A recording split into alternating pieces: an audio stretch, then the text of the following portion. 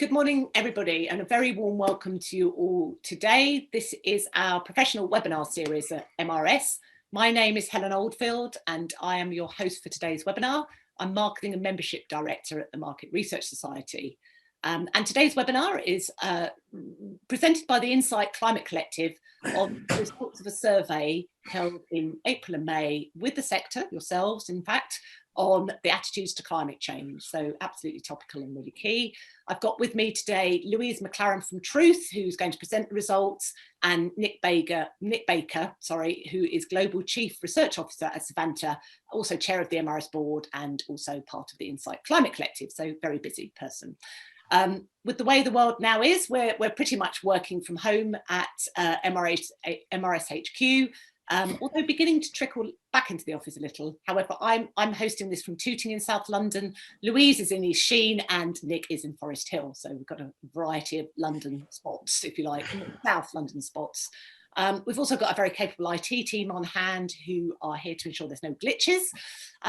This is part of a bigger kind of professional webinar series that we run for members, which is free, and for non-members are also very welcome for a small fee normally, although today's we have extended to be free as well. And we've got about 10 webinars a year, plus regular policy and standards webinars, which are very, very popular, and we have at least 4 of those a year, so please check those out. You may have noticed that MRS has gone digital over the last 15 months. If you're a member, you now can receive Impact Magazine as a digital version alongside the printed version. Plus all of our training courses and all of our conferences are currently virtual. So that's 80 training courses a year and 10 conferences plus our annual conference. We are looking, fingers crossed, to introduce a few live physical events. Our Excellence Lunch and our Operations Awards in September are set to be real events, if you like. And we're holding the hope with our fingers crossed for the vaccines working against any variants that may appear or are currently appearing. We would love to be able to see you face to face in the near future. First, a little bit of housekeeping on today's webinar. We've got an hour. The presentation will take around 35-40 minutes, and there's going to be time for questions at the end of the webinar. Please type in your questions in the Q&A, and I'm going to ask Louise and Nick these at the end. The earlier you get your questions in, the better. And just to say that really the survey is going to be about the results of the survey. So we'd be really interested in your sort of views and questions around sustainability as opposed to the methodology itself, because you know, this is really a big topic that is affecting us all and extremely important. So just a little bit on GDPR. If you don't want me to say your name, please just type a none with your question, but I'm only going to say your first names when I ask questions. Anyway, and then on a last kind of housekeeping note, that webinar is being recorded. It will be available later in the members area of the website, and we'll probably actually put this on our specialist page on sustainability so that it's available for all to see. So on to today's webinar, an extremely important and topical subject. MRS has been working for the past 18 months to really understand what the sector can do to tackle climate change. And as part of this, we've been really pleased to work with the Insight Climate Collective, which are an independent group of research professionals who set up at the beginning of lockdown 2020, as one may recall back that far, to understand the attitudes of professionals in our sector towards climate change. So we ran a survey across the sector in April and May, and it really kind of got under the skin of some of the attitudes of researchers, yourselves, and your thoughts and feelings about what the profession can do and what we personally can do to mitigate climate change. So a really important and very interesting subject. I'm not going to steal any thunder about saying statistics that have come out, but there's some really interesting ones there. And so we're going to discover basically in this webinar what you think about climate change. So just a little bit on our presenters. We've got Louise McLaren, she's board director of Truth, and she and Nick were both part of the Insight Collective, Climate Collective setup, which is really about sharing connections and understanding and having a commitment to the issue of climate change. So we're in good hands. So I think with no further ado, I'm going to hand over to Louise and Nick for today's presentation.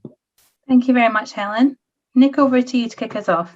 Yeah, all right. Well, hello everybody. Nice to be able to talk to everyone today. the question of why are we here? Louise, myself, and 3 other people set up the Insight Climate Collective with a view to doing something. Yeah, this is an issue that is so important for us, our children. If you've got children, for all of us, and basically we set it up with a desire to do something ourselves. It's about collective action, basically. Anything that we do is better than nothing. And also that we felt that we should, as an industry, be grabbing the reins on this and,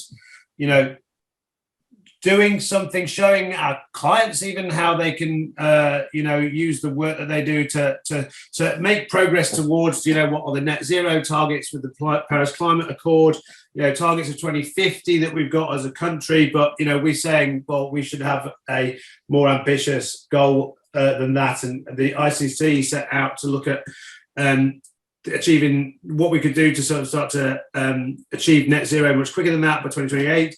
It's an incredibly stretching goal, but if we don't start, we won't get anywhere. So we set about to understand, first of all, what does our industry think about the issue? And that's really why we're here today. And Louise is going to take us through the headlines of what we found. And we are really, really pleased to be able to talk to everybody today about it. And I will chip in with anecdotes and answers to questions as I can on the way through. But first of all, over to Louise. Thank you very much. Thank you very much, Nick. Building what you were saying and what Helen was saying about the purpose of the research, we really like to use this as a springboard for discussion today. And the reason we've done this research is to start shaping a view on how we can address climate change as a sector on the basis of insight into how we think and feel, what our concerns are, and what our views collectively are on what role we can play.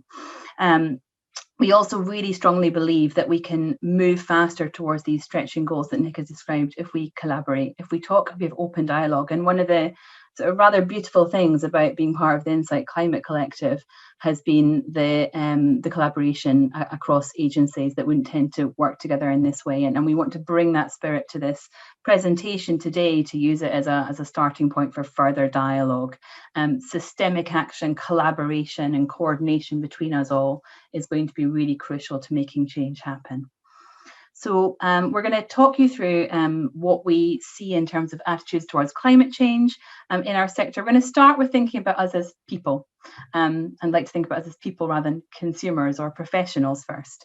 How do we feel as individuals within the sector? Because our own personal attitudes, our personal context, our hopes and fears all come into play in this, into how we think about climate change in the work context and how we think about the role that we can play in our work within our organisations in addressing this issue. So we're going to start there.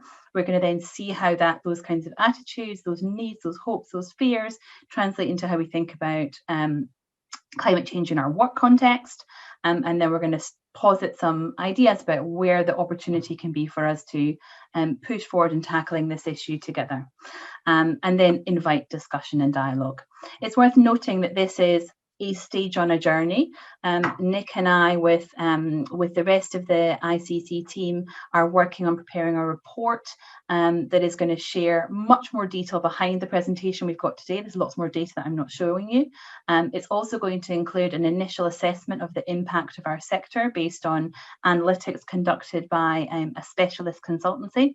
And it's going to provide some more guidance and ideas and case studies and resources on how we can move forward together in tackling climate change. That's still to come. That's going to come later in this year. And this is a crucial input into that. So more detail on the research will be coming. And so we, in May and end of April, we conducted a survey, robust survey. I think it had a higher sample than has been achieved in some recent MRS sector surveys. And it was really amongst the UK-based research and insight professional population, a mix of people in agency-side roles, client-side roles, and people sort of working independently as well. And what we're looking to do is to understand how we feel about climate change and what we think the responsibility of the sector should be as an input into the shaping of this report that we're preparing, so that we can really root it in insight. As we are researchers, it's our instinct. And so let's start with that kind of lens of how do we feel as people? What do we bring in terms of the individual attitudes, hopes, fears, views on climate change? And what we can see is that overwhelmingly, we believe as a sector that we are facing an environmental crisis. 94% of our sample are agreeing strongly that the planet's facing an environmental crisis. 74% agreeing strongly within that. And climate anxiety is really widespread amongst us. So we're seeing urgency in the issue, with 95% of the sample agreeing strongly that climate change is an urgent issue. 92% say that they worry about the effects that we're having on the planet. And 88% agree that we're headed for an environmental disaster unless we change our habits quickly.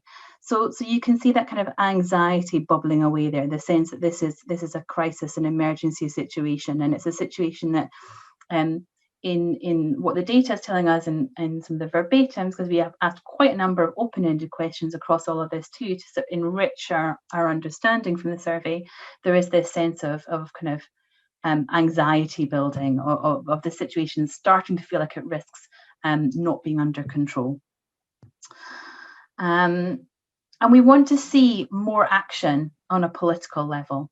So while we have that anxiety and the sense of a lack of control, we're looking to politicians and we're looking to government, we're looking to structures and systems around us, and we're concerned that not enough is being done. So 88% agreed strongly that while politicians talk a lot about climate change, not enough is actually being done.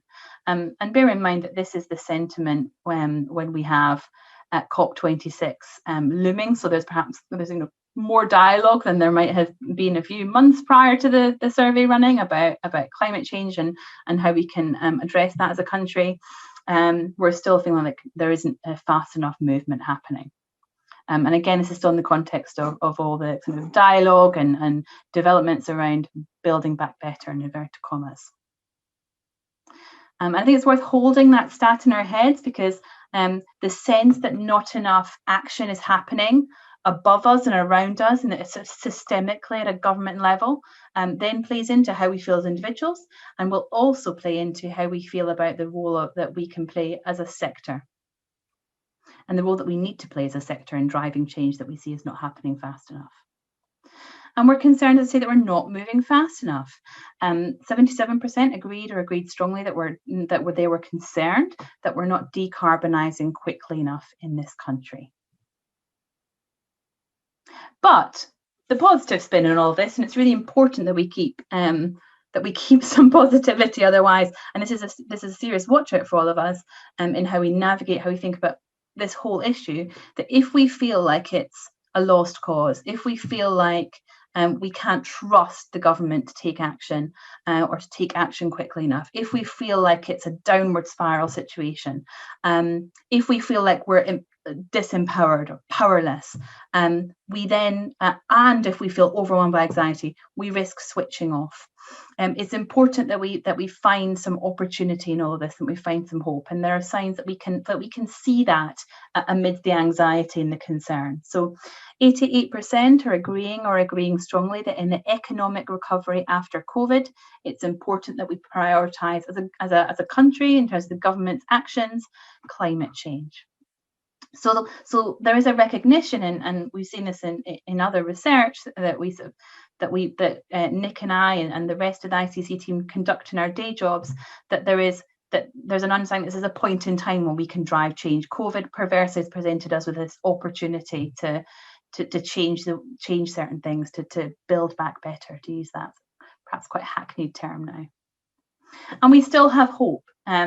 And this is something to hold on to, and we've got to be cautious that it's not a false hope, it's not false comfort.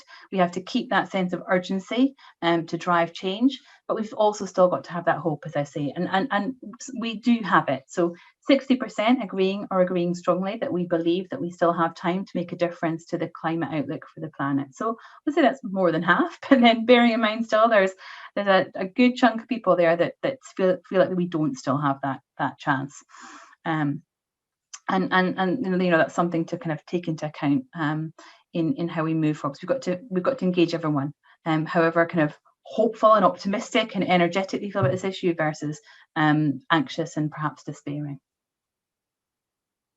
So clearly, and hopefully this demonstrates, and there's more data behind this that I've not shown you today, that we care a lot.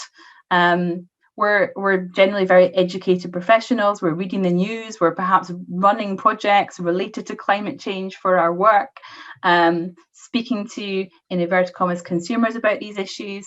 And we, in the context of everything we know and we see, we care. But so what do we do with the fact that we care? What do we do with the fact that we have some hope, but also a lot of anxiety and concern we're not moving fast enough? Well, it's worth saying that we see that we're in a position of responsibility as a sector. So 76% think that the research industry has the same level of responsibility to address climate change as other service sectors, such as banking, consulting, or law. And 6% actually think that we have more or much more responsibility. So what we can sometimes hear is a sort of a narrative here and there in the sector as, oh, we just work in professional services. We don't really have an impact beyond how we run our offices. What can we do? Yes, we care, but what is our impact really? It's, and we're working from home now anyway. Yeah, there's travel and not COVID permitting, but still. But what this shows is that we recognise that we have a responsibility, and we'll come on to explore further what we think the nature of that responsibility is. And I think that this sits in a context, and we see this from other research that again we have conducted in our day jobs, that we increasingly recognise that everyone has to play their part. There's only so much that we can achieve as individuals, even though it's really important that we try. There's only so much that the government's going to be able to achieve, and we don't necessarily think that they're doing what they need to do or moving fast enough, some of us. But then there's this crucial tranche in the middle of this kind of ecosystem of agents that can have an impact, which is business, and all business has to have an impact. And I know that from doing some work recently for one of my client projects and speaking to, and again, in inverted commas, consumers, they said any business has a role to play, whatever they do, whatever they make, and service sectors absolutely have a role to play as well. And we see that too, sitting where we are. And we believe that we should exercise that responsibility. It's sort of incumbent upon us to take that responsibility seriously. So 76% agree strongly that they believe that the research sector should use its power of influence more effectively to address climate change. And this is a really interesting thing for us to pause on for a second, because when we set up, Nick and I and the rest of our core team, the ICC, we knew that there was going to be a certain amount that we could do to help our colleagues across the sector sort of green aspects of the way that they operate and think about climate change and their kind of running of their businesses. And that's part of what we're trying to support. But also we see that the bigger picture opportunity for us is in the power of data and the power of insight, and the power of the skills that we bring to bear as researchers in the project work we do, in the ways that we interface with our businesses, whether we're client side, and the influence we can have, the consumer voice that we can bring, and the ways that we can, as agencies, partner with those clients and help them to address their sustainability challenges. And what we see quite commonly is that we're at a stage at the moment where a lot of the clients that we may sit with, work with, or businesses that we may sit within are having to figure out how do they take those corporate sustainability strategies and make them real for people, make them real in their products and their services and their brands and their communications, translate them from corporate strategy, CSR and ESG into realness, to help people move forward more fastly, to help them make more confident choices in their day-to-day lives, to help them feel confident they're choosing the right thing, they're doing the right thing.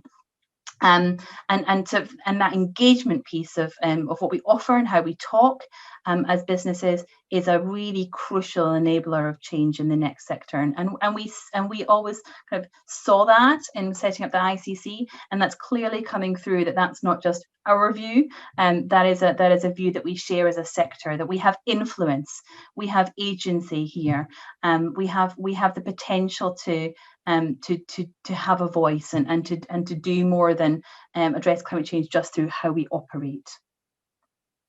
And we believe that we can have an influence in how we work and how we kind of we run our projects and how we design our work. So 72% agree strongly that the sector could lessen its impact on the environment by influencing client-side organisations, whether we sit in them or we sit in agencies, to consider climate change more actively in their work, for example, in product development and communications.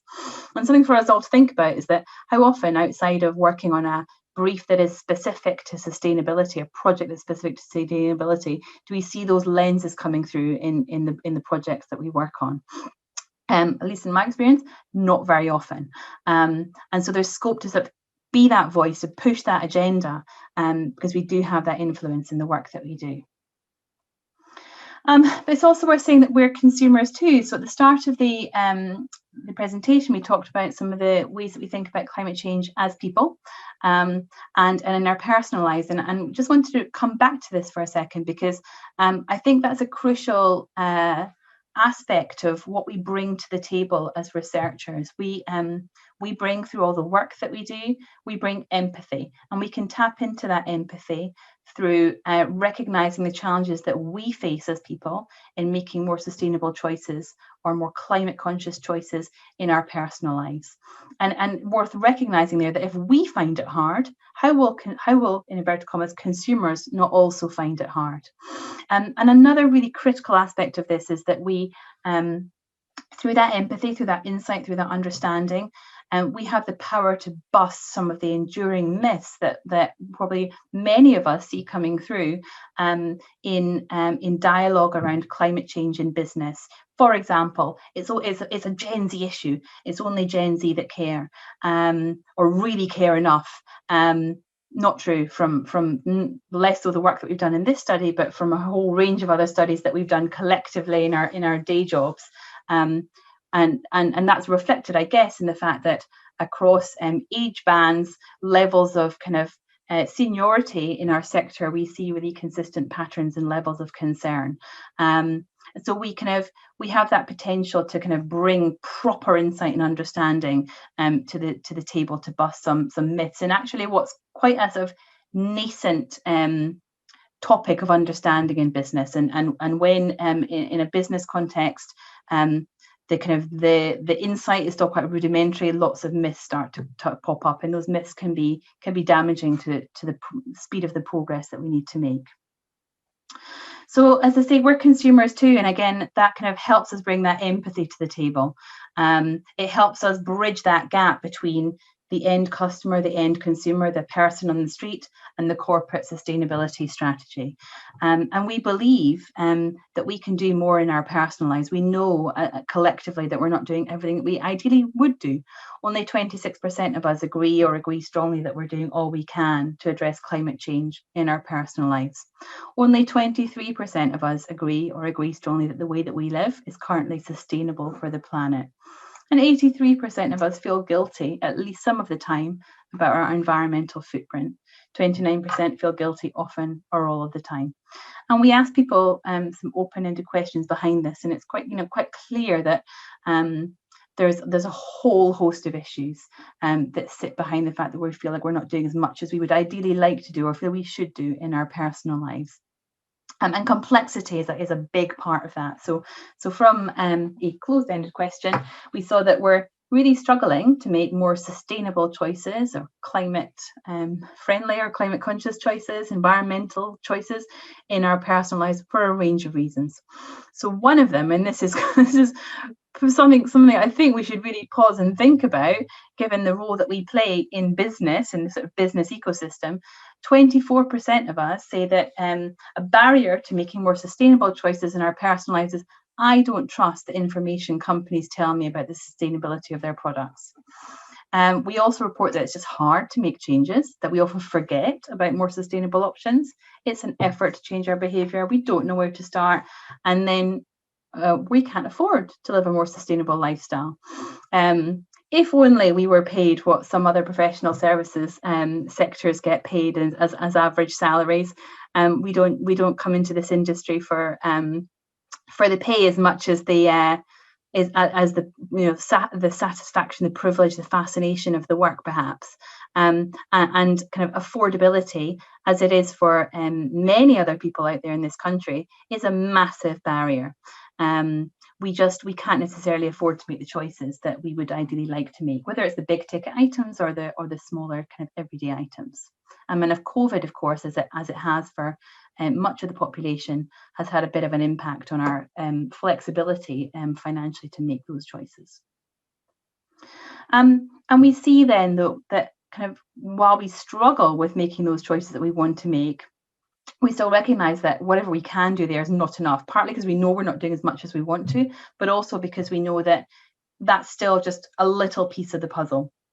And here's a quote that sort of brings that to life. We as individuals can make a difference. However, the action of companies and governments completely blows the small changes we can make out of the water. The narrative that individuals are to blame takes focus from the worst polluters. I connect my efforts to those lobbying for change at the top. And that goes back to this sort of the myths point. In the ICC, one of the myths that we sometimes circle back to as finding quite problematic in climate change dialogue is this notion of the say-do gap. This notion that it's easy for consumers to say that they want to buy the more environmentally friendly option, and then they fail to do that. And quite often when we notice the difference between willingness and intention and real behavior, there is a tendency to sort of put the blame on the consumer, to say that they will often claim something and then not follow through on it. And worse, there can be a tendency to sort of suggest that the consumer is lazy and finding it easy to say things and then sort of not have the discipline in their lives to actually make the sacrifices and the trade-offs, whether it's convenience, whether it's price, whatever it may be. And that kind of notion of the say-do gap, as it's thought through in as I describe it, is really, really problematic, because it puts the blame on individuals, and it fails to recognise in that that businesses, that brands have a responsibility to bridge that gap, to figure out how the say can properly translate into the do, and kind of address these issues that I've just set out around it being too expensive, too hard to make choices, too easy to forget to make the right choices, too confusing, and sort of if we recognise that those are issues that we experience, again we can bring that to our understanding of the issues that any consumer will be experiencing. It's not that people don't care. Clearly, and the data that we see in how our sector cares is very reflective of, in fact, the wider population, just a bit amplified in terms of our level of anxiety and engagement, but not hugely amplified actually from other work that we've done in various studies in our day jobs. So we reflect that care, but we also reflect those issues and those kind of barriers to action. And we believe that we can do more at work. So this comes back to this quote here about the action of companies and governments completely blows the small changes we make out of the water. So whether we're sitting client side, we're making products, we're delivering services, whether we sit in agencies or working as independent consultants, working with those end clients, companies have a role in all of this. And this goes back to what I was saying earlier on about the kind of the sense that government isn't moving fast enough, and we feel like we can't quite do enough as individuals, although it matters that we try. In the middle of that ecosystem, if you will, are companies, and we see then the role of our companies and the companies we work with in addressing this issue. We believe that we can do more at work. 46% of us agree strongly that they're positioned to make a difference on climate change in their work life. So there's a whole chunk of people who don't have that agreement.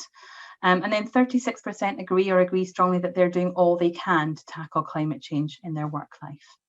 And in the report, we'll give you more detail on how that data breaks down into sort of those who are in the middle and those who disagree strongly. We lack confidence. This is a really important barrier for us, and that's one that we want to do what we can to help address as the ICC, and it's something that MRS can I think will want to support as well through its initiatives.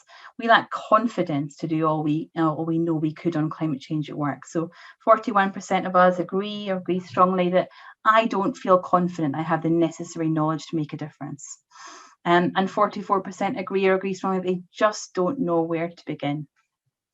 And that kind of stasis that can come from lacking confidence in where do I begin with this complex issue is one that we need to find a way to break through, because we need to, as Nick said earlier on, move really fast.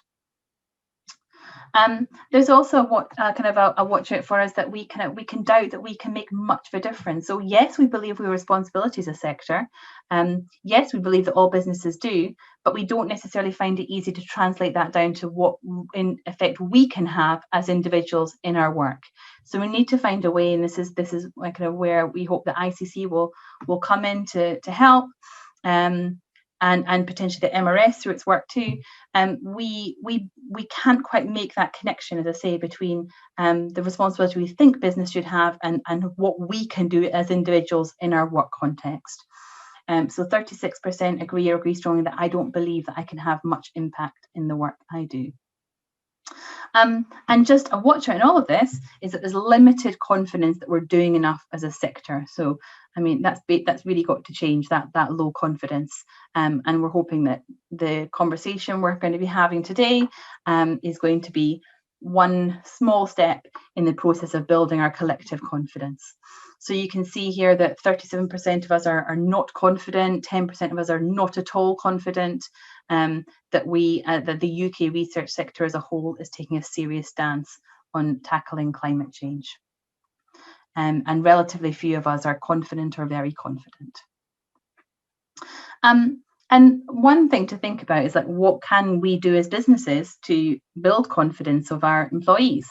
It's worth saying here that there's some uncertainty that companies have people sort of meaningfully in charge of sustainability and environmental matters. So when we asked about whether for those to whom it's relevant, and we've got a few non-applicables because it's not relevant to some people, like independent consultants, whether their board members or management team have formal oversight of environmental or sustainability related matters at their company as far as they're aware.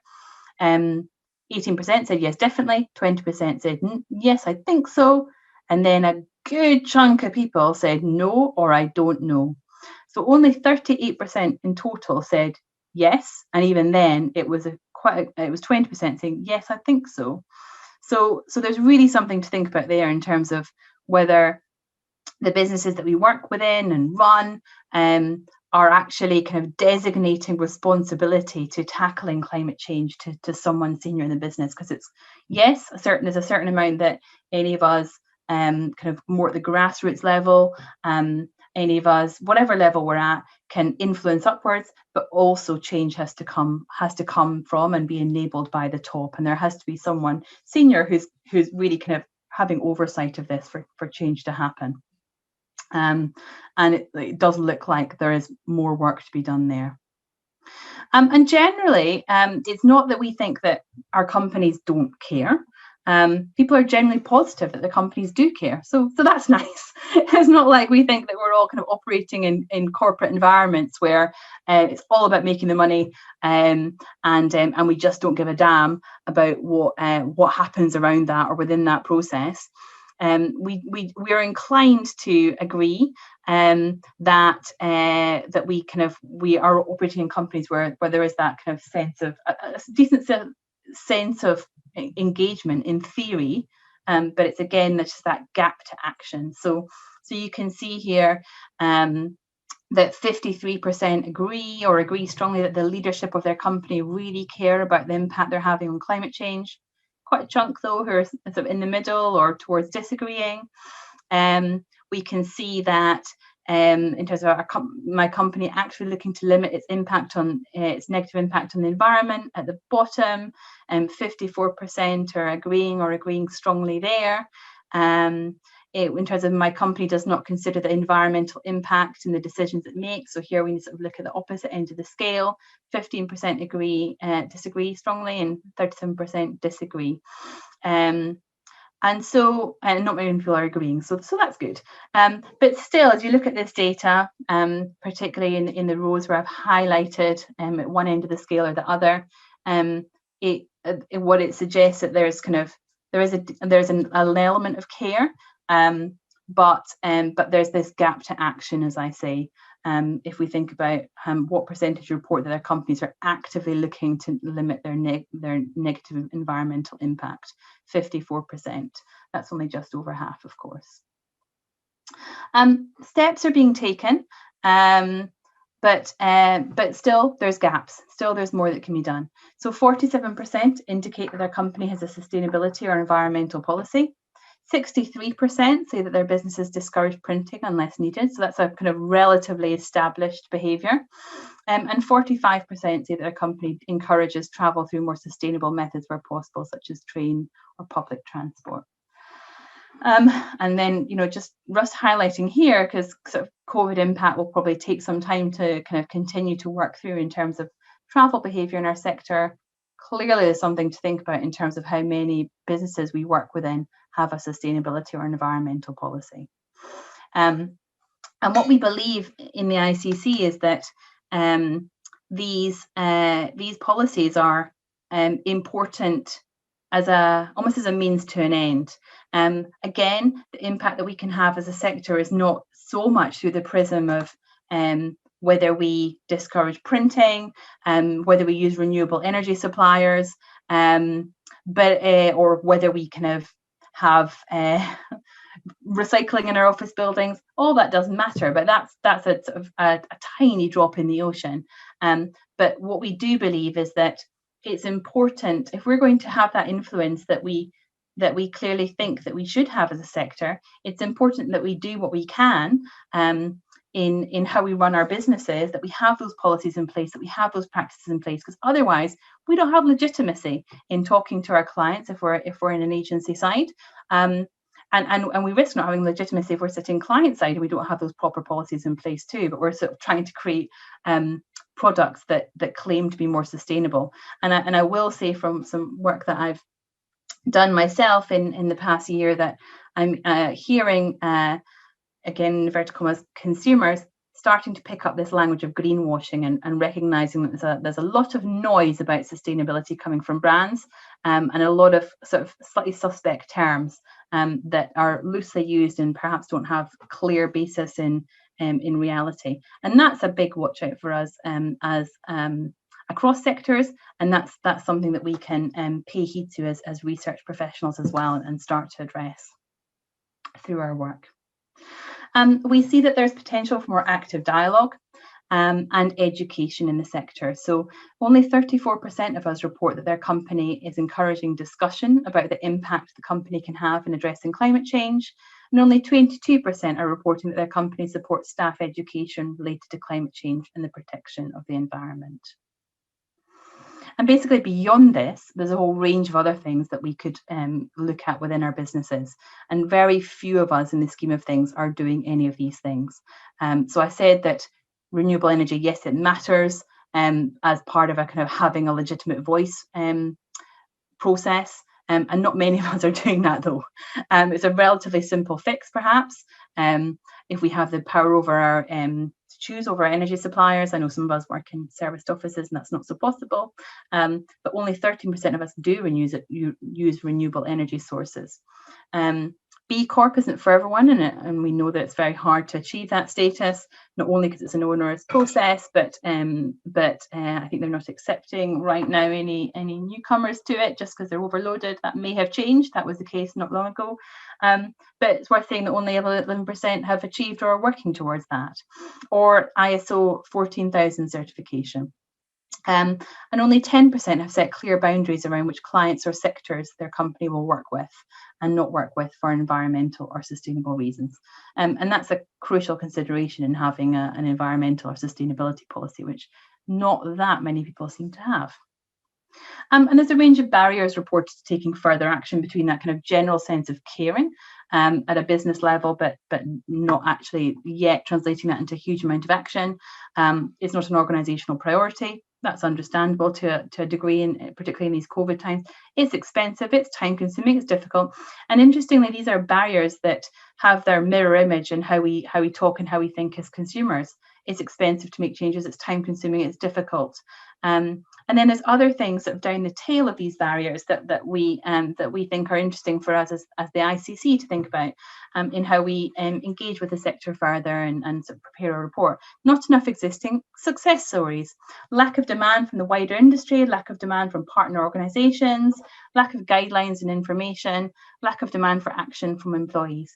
So there are certain things that we can kind of start to break down together through dialogue and collaboration, and then there's some things that we can seek to try to help address a little bit as the ICC. For example, not enough existing success stories, lack of guidelines and information. And just sort of getting towards the end now, as we think about stretching our influence beyond greening, in inverted commas, our business operations, and we think about what influence can we have, there's a few things that we see and that we agree strongly could have an impact. So yes, offsetting carbon emissions from our operations. Well, there's a kind of potential whole dialogue around, kind of how we think about carbon offsetting, whether that's sufficient. But the majority of us agree that would have some impact. Choosing to avoid working in sectors that have a significant impact on carbon emissions. The majority of us agree that would have an impact too.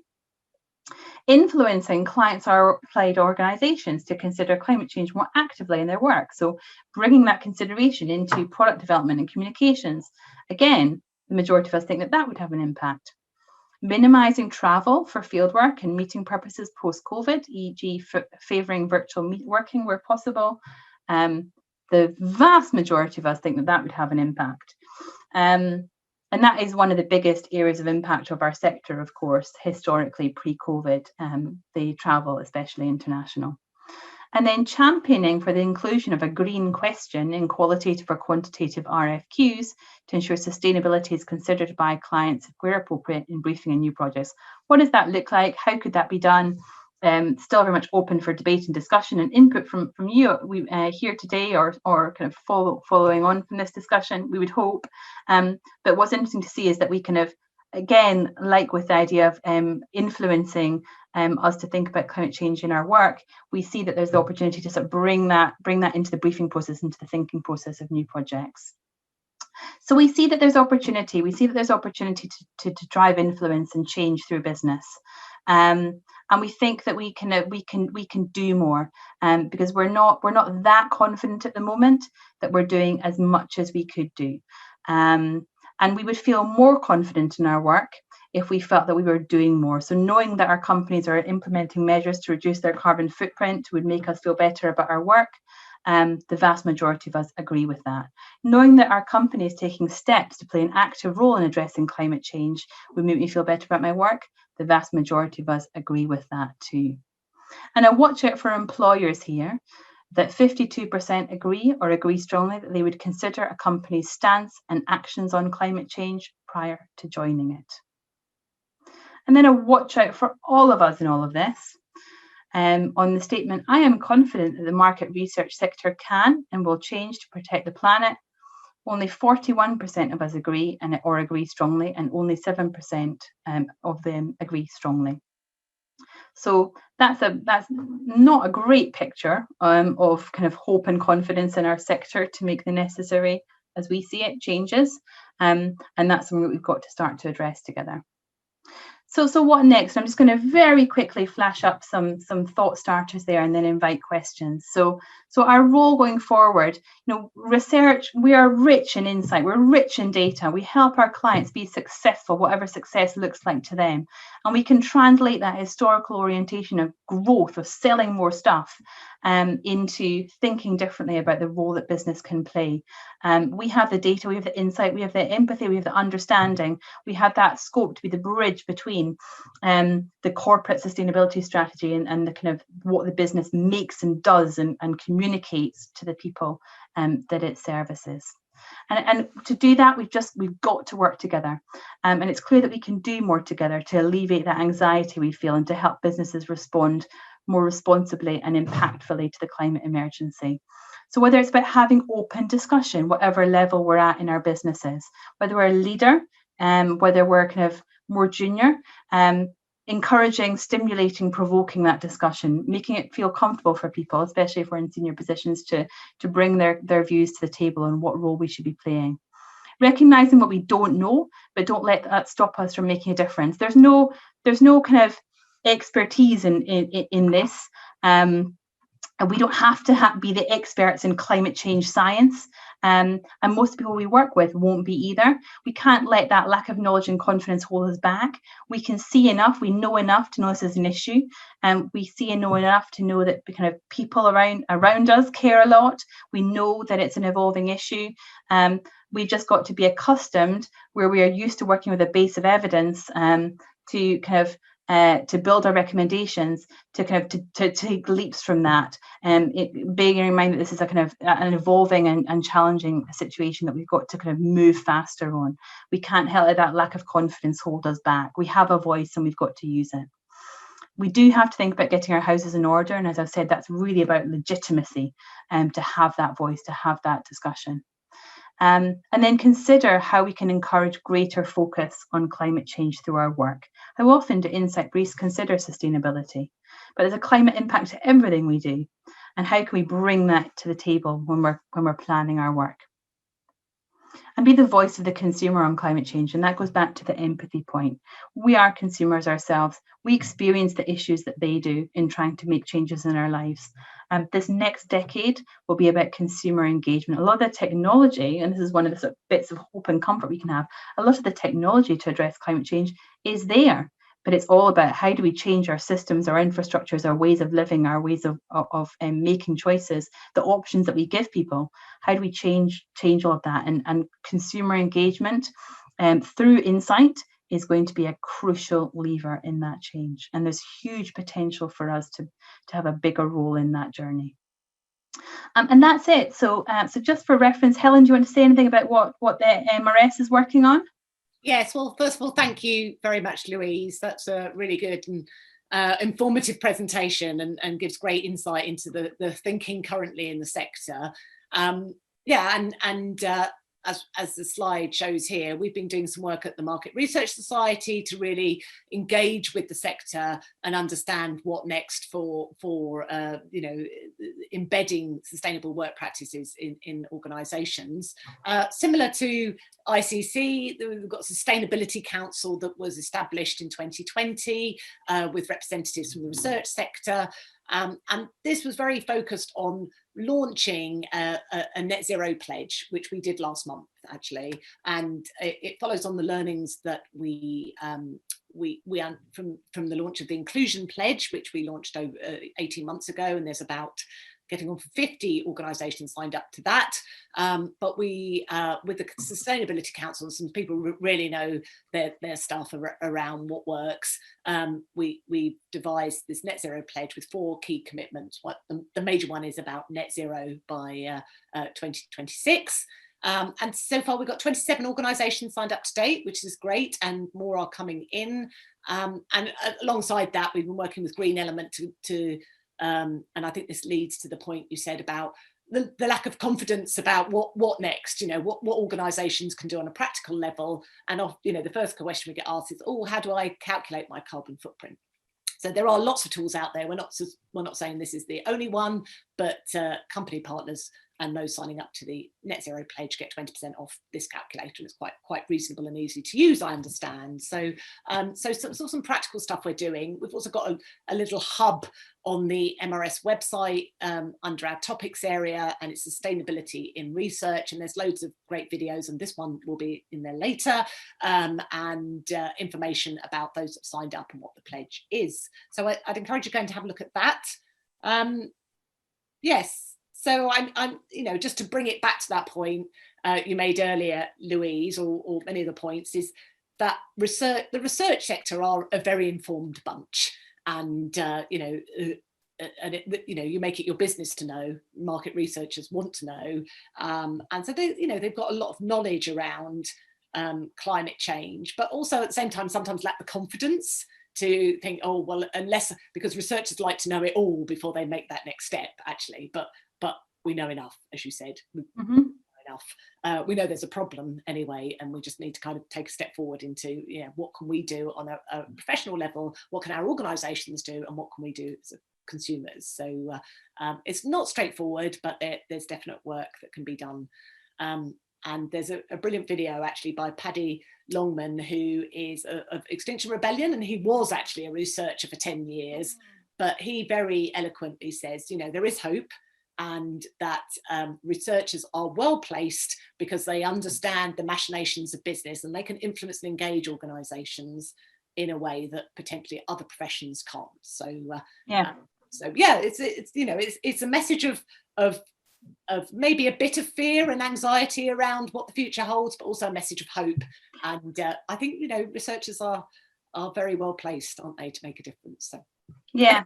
That was my take from it. I think it's extremely fascinating, and it'd be good to do the research maybe in a year or two's time when people are just going to be a bit more confident around with the Net Zero Pledge. And I would encourage people to get in contact with you and MRS if they're interested, and know their onions, if you like, in terms of sustainability. But I've got a couple of questions, so put them to you and Nick, if you've got your view as well. So for Damien says, read the say-do gap. Do you think the single largest contribution the MR industry could make to sustainability progress is to help business bridge the consumer sustainability say-do gap?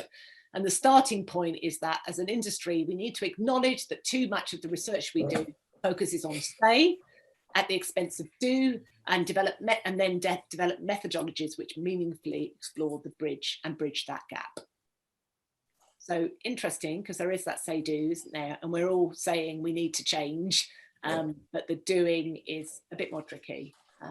So yes, do we focus too much on the say? Yeah, I've got some thoughts on that, but people are probably sick of hearing my voice now, albeit I think I've got quite a nice Scottish accent. Nick, is there You do indeed, Louise, but I don't, I'm afraid. So sorry to everyone. I mean, I don't know if it's necessarily about new methodologies to understand the do. It's just about using approaches that we already do have in our logger to incorporate more of the do in what we actually are doing in our research, because the do bit is often much harder and can involve integration of transactional sales, operational data and things like that, which is not necessarily something that all of us do. But also not just stopping at questions that ask people, how confident are you in stuff, like what is it you think you will do? It's about having approaches which almost separate out the opinions, the awareness, consideration. It's like a classic brand funnel and reinterpreted, so that you can look at things that people actually do currently. So yes, no questions around have you bought an electric vehicle?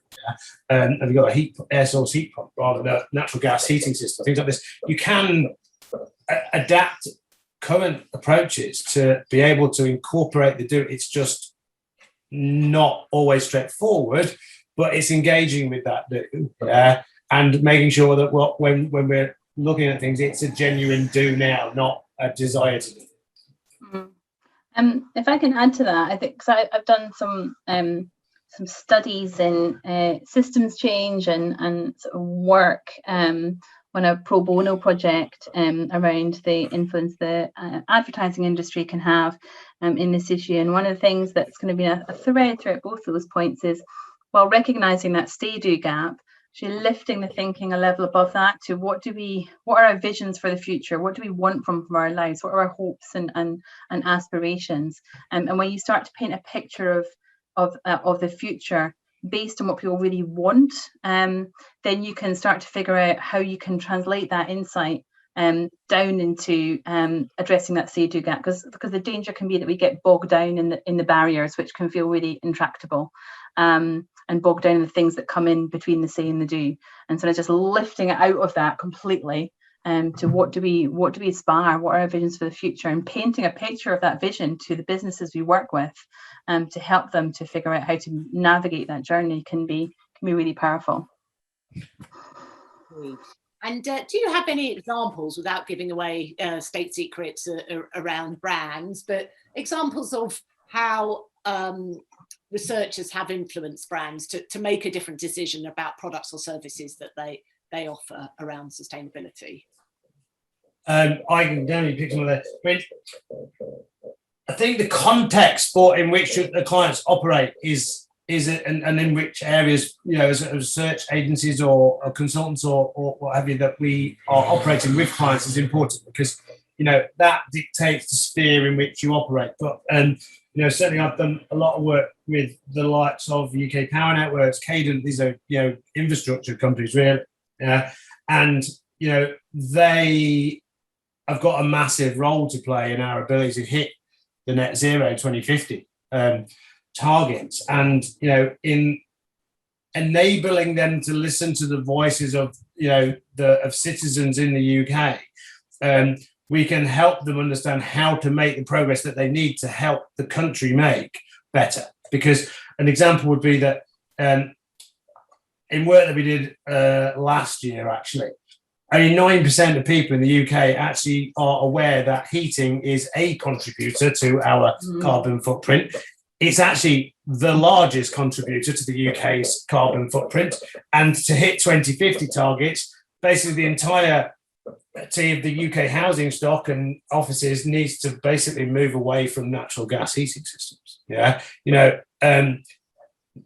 The awareness of that as it becomes greater, and there's a little bit of sort of narrative currently in the press about it, will also be important in changing what people do.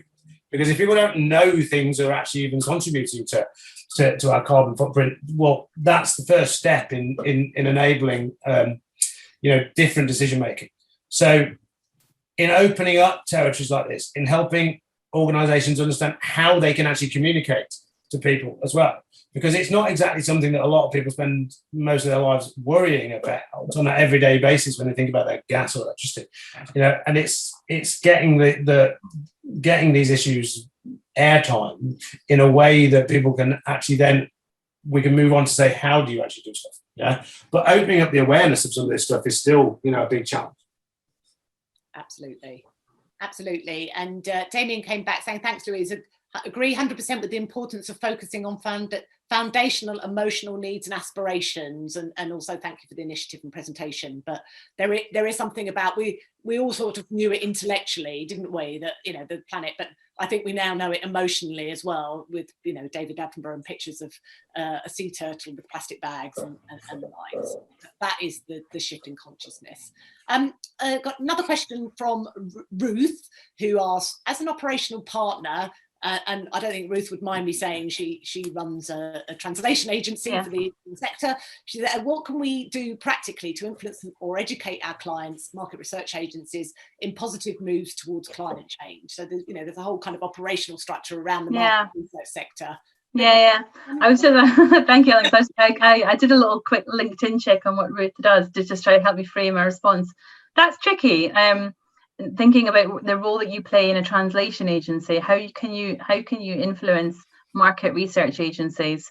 I don't have an easy answer to that, because I don't quite see easily what what it would be logical, what opportunities you would have to push that change in that dialogue. But I mean, and maybe on further reflection, or Nick might, I'll come up with something, or Nick will. But what I would say is that I just think I love the fact that you have that sentiment, and that's the sentiment that we all need to have, right? Is what can we do?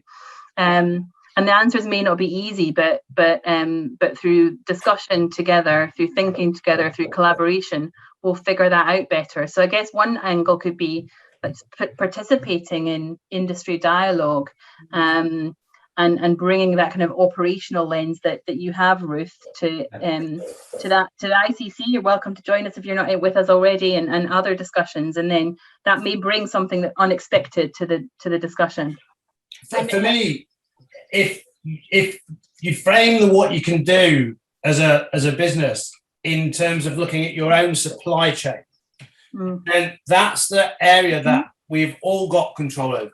Yeah. So your ability to, as it were, dictate that your clients do stuff differently is, that's a challenge. Yeah. Now the only way really you can do that easy is to say, I won't work with these people, I will with those people. Now that brings in commercial decisions, which I'm not going to tell anybody what they should do there. But like in terms of the supply chain, we can all look at our conditions of who we work with, because actually we can set criteria or minimum standards that we want all of our suppliers to meet. Now, for me, that is an area that we can all have a look at, and that where we can all exert some influence. Because if from clients really down in the research world, then if those things become expectations, if they become thou shalt not pass go unless thou have done these things, then that will start to change what the industry as a whole does. So, I think the big thing that we as ICC would say is, don't worry about if you're just a business doing a thing and that might be a small impact, because that small impact is really important still. Yeah. And if all of us are doing something, that's a lot more of something than what would be there otherwise. So, however small the impact you might feel it is, it's still really important in building the tidal wave. It is really important. And also there's the opportunity to sign up to the Net Zero Pledge. And the more organisations that do, the more it becomes the lexicon of the market research sector around sustainability and all the other things. So the Mexican way with the market research sector. No, that's a good one. I mean, I guess it's not just sign up; it's do the stuff. Yeah, that's the thing that's most. Yeah, it's about actually doing things. Yeah. So we're actually over time, which is unusual for us, but it's such an important topic. And one that obviously people feel very passionate about. So I think that's fine. And thank you so much, Louise and Nick, for joining us today. We'll be back in other guises around this topic. Please do go to the website and look at our sustainability section to see how you can get involved. We'll be in contact very shortly with a link to this presentation so you can watch it again at your leisure. But thank you very much. Thank you, everybody. Thank you. Farewell. Bye. Bye-bye.